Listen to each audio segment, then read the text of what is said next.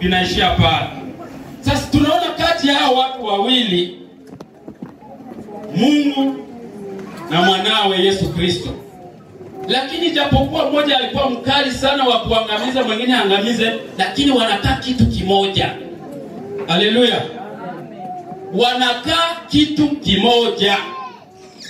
Sasa na mimi nauliza kanisani, kwa nini sisi hatukai pamoja? Bwana Yesu atusaidie sana kwa hili swali. Kwa nini sisi tunashindwa kukaa pamoja? Hili ni swali langu na mimi nauliza. Kama aliyetuumba ijapokuwa ni mkali, anaua na mwingine ni kama ni wakubembeleza, wao wanakaa kitu kimoja. Na wao ndio walituumba sisi. Sisi ni kama toni ya mvua ndani ya bahari. Sasa nauliza, kwa nini sisi kama Wakristo ambao tunasema tunaomba Mungu ili tunatumikie mbingu siku moja tujipate mbinguni, kwa nini sisi hatukai pamoja kama Mkristo mmoja aliyeamini?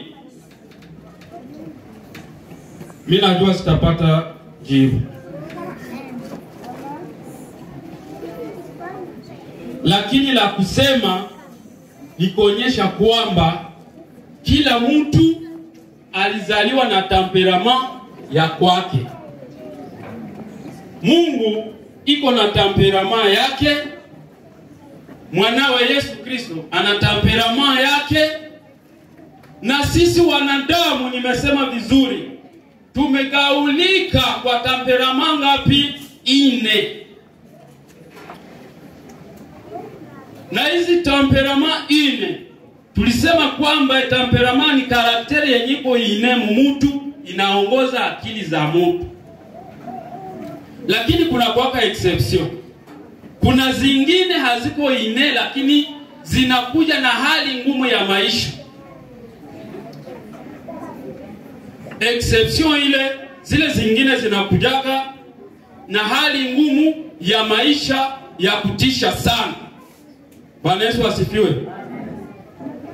Temperament ya kwanza tukiitaja ni mtu ambaye anaitwa sanguin. Sanguin.